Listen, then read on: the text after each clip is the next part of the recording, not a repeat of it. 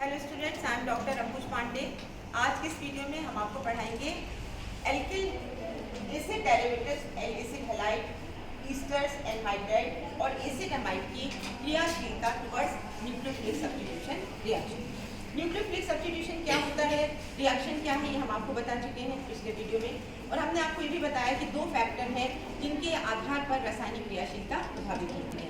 एक है inductive effect और दूसरा है मेसोमेरिज्म। हमने आपको बताया था पिछले लेक्चर में कि एसिड डेरिवेटिव यहाँ पर मान लीजिए Z है, न्यूक्लियोफाइल है। एसिड डेरिवेटिव के कार्बन पर धन आवेश जितना अधिक होगा, रिएक्शन उतनी ही आसानी से होगी, क्योंकि न्यूक्लियोफाइल का अटैक उतना आसान हो जाएगा।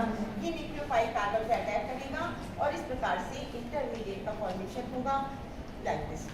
एनाइन बन रहा है, ऑक्सीजन पर नेगेटिव चार्ज है, this is a Z and this one is a nucleophile. अब देखिए यहाँ पर आपने देखा न्यूक्लियोफाइल ने धनावेशित कार्बन पर अटैक किया, तो कार्बन पर धनावेश जितना अधिक होगा, रिएक्शन उतनी ही आसानी से होगी। तो ये जो धनावेश है वो दो फैक्टर से निर्धारित हो रहा है। पहला है इंडक्टिव इफेक्ट। पहला क्या है? इंडक्टिव इफेक्ट यानी प्रेरक प्रभाव। देखिए अगर कोई ग्रुप ऐसा जुड़ा हुआ है Z का अगर माइनस आई इफेक्ट है, Z अगर माइनस आई इफेक्ट वाला ग्रुप है, तो ये क्या करेगा?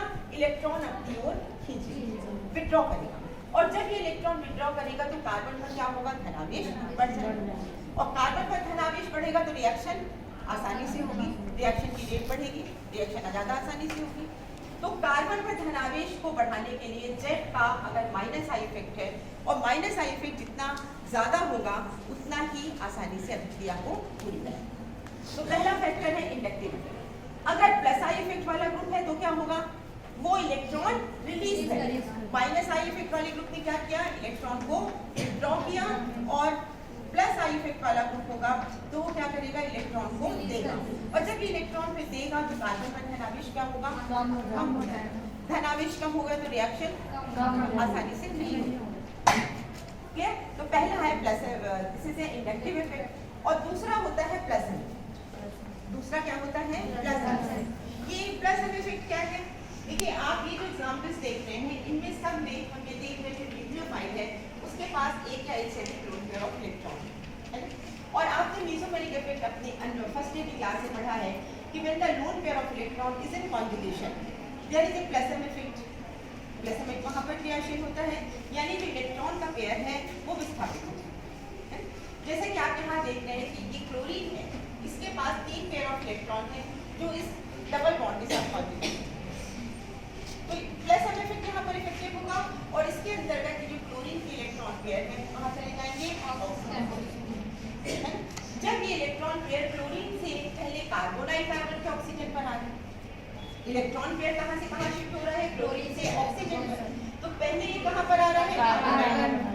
तो कार्बोनाइल कार्बन के धनावेश को क्या कर रहा है? कम कर रहा है। तो रिएक्शन को क्या कर रहा है? कम कर रहा है। रिएक्शन की जो रेट है वो स्लो हो जाएगी, वो आसानी से नहीं होगी।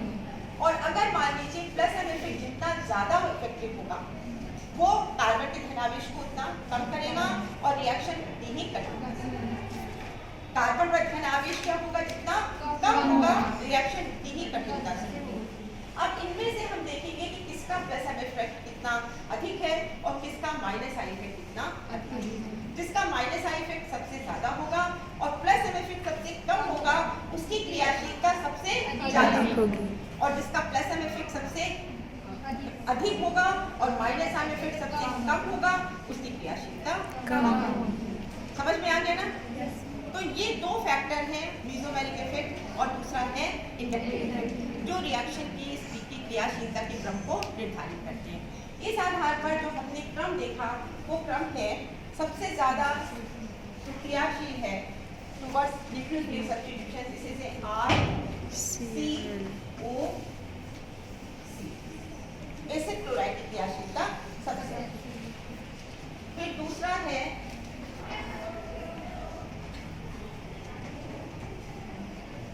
एनहाइड्राइड। दूसरा क्या है? एनहाइड्राइड। और तीसरा है तीसरा क्या है? ईस्टर। ये एनहाइड्राइड है, दिस वन इज ईस्टर। और सबसे इसके बाद आ जाता है Amide. R C double bond O N। यानी सबसे अधिक क्रियाशीलता किसकी है? एसिड क्लोराइड की है, एसिड हैलाइड की है, और सबसे कम क्रियाशीलता किसकी है? Acid halide. ऐसा क्यों है? जैसा कि हमने बताया कि पहला फैक्टर क्या है? Inductive effect. तो जो Cl का इंडक्टिव इफेक्ट है, Cl का इंडक्टिव इफेक्ट इट इज क्या है? Minus I effect. Minus I effect अधिक होता है, इसका माइनस आई इफेक्ट अधिक होता है, लेकिन ऑक्सीजन से कम होता है। यहाँ पर इसका जो प्लस एम इफेक्ट है it is very less. Plus M effect बहुत कम है, प्लस एम इफेक्ट इसका बहुत कम होता है। क्यों कम होता है? प्लस एम इफेक्ट कम क्यों हो जाता है? देखिए हम आपको क्या बोल रहे हैं, आपने शायद पढ़ा होगा या याद होगा आपको कि मेसोमेरिक इफेक्ट के अंतर्गत लोन पेयर ऑफ इलेक्ट्रॉन या पाई इलेक्ट्रॉन का विस्थापन होता है ना? और ये कहाँ पर होता है? अनसैचुरेटेड सिस्टम के होता है। तो इस विस्थापन या हम ये कह सकते हैं कि ये जो लोन पेयर ऑफ इलेक्ट्रॉन है इसके ऊपर है, न्यूक्लियोफाइल के पास है, ये इसके साथ कॉन्जुगेट कर लेता है, दोनों के बीच में इंटरेक्शन होता है, क्योंकि यहाँ पर जो क्लोरीन है इसका जो पेयर ऑफ इलेक्ट्रॉन ये 3p ऑर्बिटल है, और यहाँ पर किसके साथ इंटरेक्ट कर रहा है? इस कार्बोनाइल कार्बन के साथ। और कार्बोनाइल कार्बन पर जो पाई इलेक्ट्रॉन है वो कहाँ पर है? 2p orbital. तो इंटरेक्शन या कॉन्जुगेशन उसी समय उसी कंडीशन में इफेक्टिव होता है जब दोनों के p ऑर्बिटल का साइज समान हो। यहाँ पर कार्बन के पास p ऑर्बिटल कहाँ पर है? 2p है, और क्लोरीन का क्या है? 3p है। दोनों के साइज में अंतर है, इसलिए ये जो कॉन्जुगेशन है, ये इंटरेक्शन है, बहुत इफेक्टिव नहीं है। और बहुत इफेक्टिव ना होने के कारण क्या होता है? मेसोमेरिक इफेक्ट वीक हो जाता है। मेसोमेरिक इफेक्ट वीक हो जाता है, माइनस आई इफेक्ट ज़्यादा प्रोमिनेंट है, ज़्यादा प्रभावशाली है, तो उस स्थिति में क्या होता है? क्रियाशीलता को ये बढ़ाता है। अगर हम लास्ट के एमाइड की बात करें जिसकी क्रियाशीलता सबसे कम है, तो इसका कारण क्या है? नाइट्रोजन पर लोन पेयर ऑफ इलेक्ट्रॉन है, ये भी कॉन्जुगेशन में है किसके साथ? कार्बन डाइऑक्साइड के साथ। और नाइट्रोजन की इलेक्ट्रोनेगेटिविटी बहुत कम है, ऑक्सीजन और क्लोरीन की अपेक्षा नाइट्रोजन की इलेक्ट्रोनेगेटिविटी बहुत कम है। बहुत कम होने के कारण क्या होता है कि जो लोन पेयर ऑफ इलेक्ट्रॉन है इनका पार्टिसिपेशन कॉन्जुगेशन में क्या हो जाता है? अधिक हो जाता है। देखिए क्लोरीन है यहाँ पर ऑक्सीजन है, और यहाँ पर नाइट्रोजन, 3 है एटम जो कार्बोनाइल कार्बन से जुड़े हुए हैं। इनमें ऑक्सीजन, क्लोरीन, नाइट्रोजन तीनों की इलेक्ट्रोनेगेटिविटी में डिफरेंस है। नाइट्रोजन की इलेक्ट्रोनेगेटिविटी सबसे कम है, तो इसके जो इलेक्ट्रॉन पेयर, अब इलेक्ट्रोनेगेटिविटी सबसे कम है, इसका मतलब कि ये जो इलेक्ट्रॉन पेयर है ये न्यूक्लियस से बहुत स्ट्रांगली अटैच नहीं है। ऑक्सीजन और क्लोरीन की इलेक्ट्रोनेगेटिविटी सबसे ज़्यादा है, अधिक है। इसका कारण क्या है कि ऑक्सीजन और क्लोरीन के जो इलेक्ट्रॉन है, लोन पेयर ऑफ इलेक्ट्रॉन है, वो न्यूक्लियस से ज़्यादा स्ट्रांगली अटैच है, तो इनका जो कॉन्जुगेशन में पार्टिसिपेशन है वो कम हो जाएगा। कॉन्जुगेशन में पार्टिसिपेशन कम हो जाएगा, ये कॉन्जुगेशन के लिए उपलब्ध नहीं रहेंगे, इनका इंटरेक्शन नहीं होगा उतनी आसानी से, क्योंकि ये इलेक्ट्रॉन पेयर है ये न्यूक्लियस से ज़्यादा स्ट्रांगली जुड़ा हुआ है। लेकिन नाइट्रोजन की इलेक्ट्रोनेगेटिविटी कम है, इसलिए इसके जो इलेक्ट्रॉन पेयर है वो न्यूक्लियस से उतनी स्ट्रांगली अट्रैक्टेड नहीं है, और वो कॉन्जुगेशन में उनका पार्टिसिपेशन अधिक है। पार्टिसिपेशन अधिक हो जाने के कारण क्या होगा?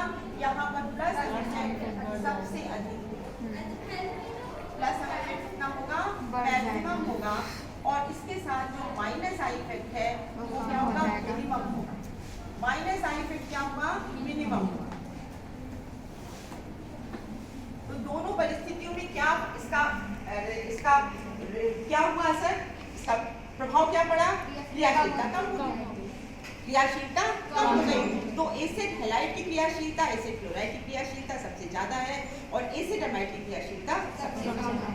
ठीक, समझ में आ रहा है ना? इसके बाद हम इन बीच के दो बनाते हैं, एनहाइड्राइड और ईस्टर। ईस्टर में क्या है? देखिए कार्बोनाइल ग्रुप है यहाँ पर, हाँ देखिए जो क्रियाशीलता का क्रम है वो ईस्टर का इसके बाद आता है। ईस्टर में ऑक्सीजन, इसके बाद 2 पेयर ऑफ इलेक्ट्रॉन है, और ये कॉन्जुगेशन में है दोनों कार्बोनाइल ग्रुप के साथ, एक यहाँ पर भी और एक यहाँ। ठीक है, तो 2 कार्बोनाइल ग्रुप के साथ कॉन्जुगेशन में होने के कारण क्या होगा? इसका जो प्लस एम इफेक्ट है उस पर क्या असर पड़ेगा? कम हो जाएगा। As compared to the halide इसका प्लस एम इफेक्ट कम होगा, और प्लस एम इफेक्ट कम होने के कारण क्रियाशीलता बढ़ जाएगी। ठीक, कार्बोनाइल ग्रुप के साथ ऑक्सीजन की 2 पेयर ऑफ इलेक्ट्रॉन कॉन्जुगेशन में है, प्लस एमिफेक्ट कम हो जाएगा, क्रियाशीलता बढ़ जाएगी। और यहाँ पर क्या हो रहा है, प्लस एमिफेक्ट किसका ज्यादा है, ऑक्सीजन के पास। यहाँ पर देखिए इंडक्टिव इफेक्ट भी क्रियाशील है, क्योंकि ऑक्सीजन के साथ R जुड़ा हुआ है। क्या जुड़ा हुआ है, R का क्या है, R कोई भी एल्किल ग्रुप होगा, प्लस आई इफेक्ट है। ये इलेक्ट्रॉन क्या कर रहा है, ये इलेक्ट्रॉन क्या कर रहा है, रिलीज कर रहा है। तो जो इलेक्ट्रॉन रिलीज कर रहा है तो ऑक्सीजन पर इलेक्ट्रॉन डेंसिटी बढ़ रही है। ऑक्सीजन पर इलेक्ट्रॉन डेंसिटी बढ़ जाने से क्या होगा, इंडक्टिव इफेक्ट बढ़ने से प्लस एम इफेक्ट पे क्या असर पड़ेगा, बढ़ेगा कि कम होगा, प्लस एम इफेक्ट जितना बढ़ेगा क्रियाशीलता उतनी कम होगी, और जितना कम होगा क्रियाशीलता उतनी अधिक बढ़ेगी। तो यहाँ पर क्या हुआ, प्लस एम इफेक्ट जिसका क्या हुआ, बढ़ गया, क्रियाशीलता कम हो गई। ठीक है, और अभी एमाइड के विषय में हम आपको बता चुके हैं कि इलेक्ट्रोनेगेटिविटी नाइट्रोजन की क्या है, कम है, माइनस आई इफेक्ट उसका क्या है, कम है, माइनस आई इफेक्ट कम है। हेलोजन की अपेक्षा, हेलोजन 7th ग्रुप में है ना, हेलोजन और ऑक्सीजन की अपेक्षा नाइट्रोजन की इलेक्ट्रोनेगेटिविटी कम है, माइनस आई इफेक्ट कम है, लेकिन प्लस एम इफेक्ट ज्यादा है, तो क्रियाशीलता एमाइड की सबसे कम है। तो ये है क्रियाशीलता का क्रम, जिसके अंतर्गत हमने देखा कि एसिड हैलाइड की क्रियाशीलता सबसे अधिक होती है, क्योंकि इसमें माइनस आई इफेक्ट सबसे स्ट्रॉन्ग है और प्लस एम इफेक्ट बहुत वीक है, और सबसे कम किसकी है, एमाइड। यहाँ पर दूसरा एक फैक्टर और बताना चाहेंगे, this is a leaving group. Leaving group जितना वीक बेस होगा वो उतनी आसानी से निकलेगा। अगर हम यहाँ पर इसको इधर पर मिटाते हैं, हेलोजन Cl माइनस, यहाँ पर अगर हम एसिड क्लोराइड की बात कर रहे हैं तो एसिड क्लोराइड में कौन सा लीविंग ग्रुप है, halogen Cl minus. Cl minus किसका, किस एसिड का कॉन्जुगेट बेस है, किस एसिड का कॉन्जुगेट बेस है, HCl। कौन एसिड, देखिए ये है लिविंग ग्रुप, ये लिविंग ग्रुप है ना, ये कॉन्जुगेट बेस है, इसका जो एसिड है वो कौन सा हुआ, HCl। HCl क्या हुआ, स्ट्रॉन्ग एसिड। ये क्या है, स्ट्रॉन्ग एसिड, स्ट्रॉन्ग एसिड है, और Cl क्या है, वीक बेस है, वीक बेस। तो क्या होगा, आसानी से निकल जाए, ये आसानी से निकल जाए। और अगर हम NH2 की तुलना करें तो NH2 क्या है, जैसे किसका है, ये अमोनिया का कॉन्जुगेट बेस है, अमोनिया का कॉन्जुगेट बेस है। अमोनिया क्या है, वीक बेस है, तो ये क्या हुआ, स्ट्रॉन्ग, ये क्या हुआ, स्ट्रॉन्ग बेस हुआ। स्ट्रॉन्ग बेस हुआ तो क्या हुआ, ये आसानी से निकलेगा। वीक बेस है तो आसानी से निकल जाएगा, स्ट्रॉन्ग बेस है तो आसानी से नहीं निकलेगा। तो इस स्थिति में क्या होगा, क्रियाशीलता प्रभावित होगी, कम हो जाएगी। तो this is a related activity reactivity of different acid derivative, इसके विषय में हमने आपको जानना है। समझ में आया सबको?